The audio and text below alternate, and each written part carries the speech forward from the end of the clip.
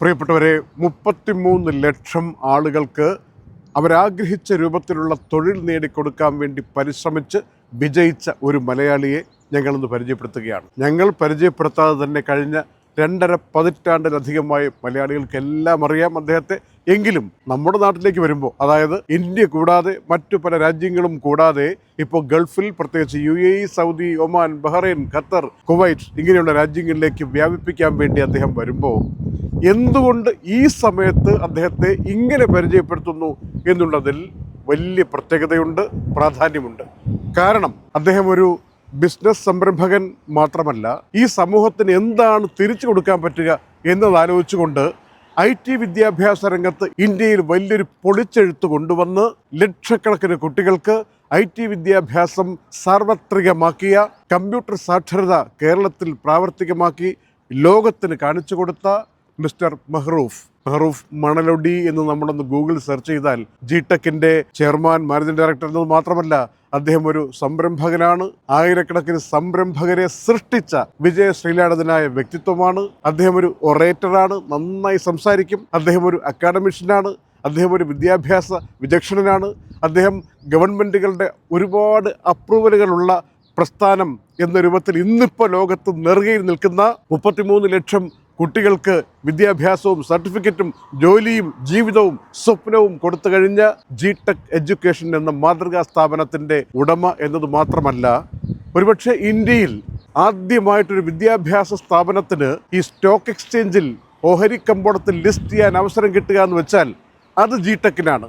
അതിന് മിസ്റ്റർ മെഹ്റൂഫിൻ്റെ കഠിനാധ്വാനവും അദ്ദേഹത്തിൻ്റെ ആ സബ്മിറ്റലും കാരണമായിട്ടുണ്ട് എന്ന് ചരിത്രം പറയുമ്പോൾ, നമ്മുടെ UAE വന്ന് ഗൾഫ് മേഖലയിൽ ജിടെക് എഡ്യൂക്കേഷൻ്റെ സ്ഥാപനങ്ങൾ ആരംഭിക്കാൻ വേണ്ടി അദ്ദേഹം പുറപ്പെടുമ്പോൾ, ദുബായിലെ കിസൈസ് മെട്രോയുടെ അടുത്തായിട്ട് ആദ്യ സ്ഥാപനം പ്രാവർത്തികമായപ്പോൾ അവിടെയും ഫുള്ളായിട്ട് പല സ്ഥലങ്ങളിൽ ജോലി ചെയ്യുന്നവർ, പഠിക്കാൻ ആഗ്രഹിക്കുന്നവർ, വെറുതെ വീട്ടിലിരിക്കുന്നവർ, ഇവർക്കൊക്കെ ഒരു ദിവസം മുതൽ ഒരു വർഷം വരെ എടുക്കാവുന്ന 500ഓളം കോഴ്സുകൾ നൽകിക്കൊണ്ട് മിസ്റ്റർ മെഹ്റൂഫ് ഒരു പുതിയ മാതൃക ഗൾഫിലും കാണിക്കുമ്പോൾ, അതുവഴി ജോലി കിട്ടുന്നവരുടെ എണ്ണം കൂടിക്കൊണ്ടിരിക്കുമ്പോൾ, ജോലി കിട്ടിയവർക്ക് പ്രൊമോഷനും പൊസിഷൻ ചേഞ്ചും വ്യാപകമായി കൊണ്ടിരിക്കുമ്പോൾ, എല്ലാവർക്കും ഒരു സ്കിൽ വേണം എന്ന അദ്ദേഹത്തിൻ്റെ സ്വപ്നം പൂവണിയുമ്പോൾ അദ്ദേഹത്തെ ഒന്ന് പരിചയപ്പെടുത്താൻ വേണ്ടി ദുബായ് വാർത്ത അദ്ദേഹത്തിൻ്റെ അടുത്തേക്ക് എത്തുകയാണ്. മിസ്റ്റർ മെഹ്റൂഫ് മണലൊടി, എപ്പോഴും താങ്കളുടെ കാര്യത്തിൽ സംസാരിക്കാൻ വരുമ്പോഴും, താങ്കളുടെ ഓഫീസിൽ വരുമ്പോഴും, നാട്ടിലെ ഓഫീസുകളിലൊക്കെ പോകുമ്പോഴും,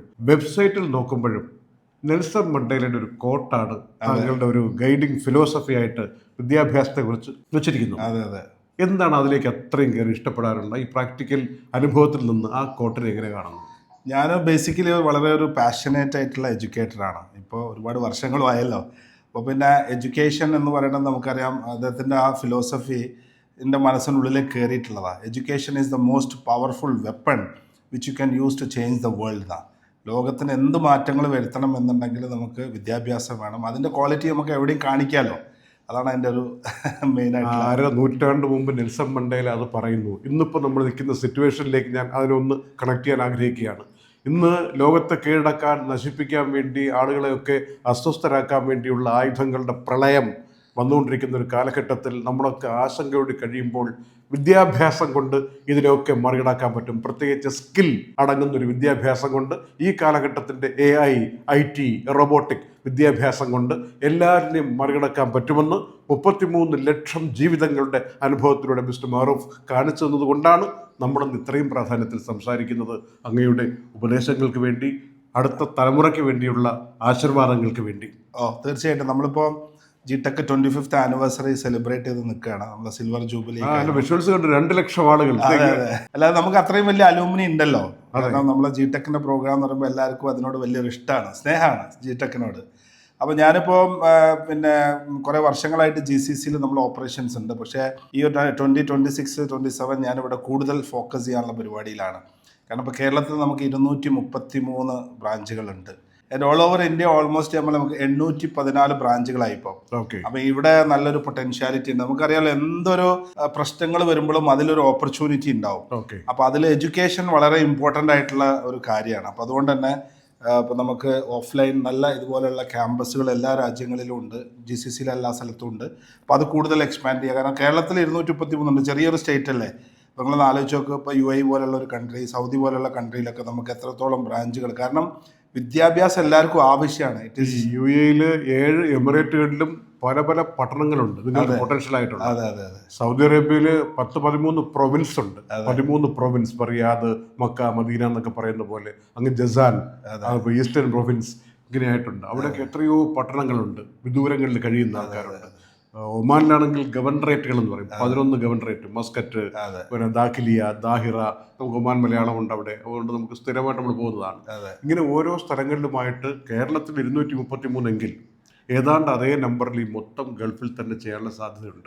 ഇതിൽ അങ്ങ് പരീക്ഷിച്ച ഒരു കാര്യം, അതുപോലെ നമ്മൾ ഈ കേൾക്കുന്നതിൽ ഏതെങ്കിലും തരത്തിൽ വിദ്യാഭ്യാസത്തെ ഒരു ബിസിനസ് രൂപത്തിൽ കാണാൻ ആഗ്രഹിക്കുന്നവരുണ്ടെങ്കിൽ മറ്റുള്ളവർക്ക് ഗുണം കിട്ടുന്ന ഒരു ബിസിനസ് ഇതിനകത്ത് കിടപ്പുള്ള കാര്യങ്ങളൊന്നും അറിയണം. അതായത് ഇദ്ദേഹം ആയിരക്കണക്കിന് സംരംഭകർക്ക് ആശ്വാസം പകർന്നുകൊണ്ട് ഈ ഒരു GTech എഡ്യൂക്കേഷൻ്റെ സാധ്യതകളെ പ്രയോജനപ്പെടുത്തി വിജയിച്ചയാളാണ്. മഹാരാഷ്ട്ര ആവട്ടെ, മറ്റു പല സ്റ്റേറ്റിലാവട്ടെ, എല്ലായിടത്തും നമ്മൾ ഒരുപോലെ ചിന്തിക്കുന്ന ആളുകളുണ്ടല്ലോ, അവർ വന്നിട്ട് പറയും GTech ഞങ്ങൾക്കും അതിൽ പങ്കാളികളാവണം. ഒരുപാട് ആളുകൾക്ക് ഇവിടെ IT വിദ്യാഭ്യാസം വേണം, AI വിദ്യാഭ്യാസം വേണം, പുതിയ റോബോട്ടിക്കിൻ്റെ പുതിയ തലങ്ങൾ അറിയണം, പുതിയ സോഫ്റ്റ്വെയറുകൾ പഠിക്കണം, സോഹോ പഠിക്കണം, ടാലി പഠിക്കണം, സാപ്പ് പഠിക്കണം.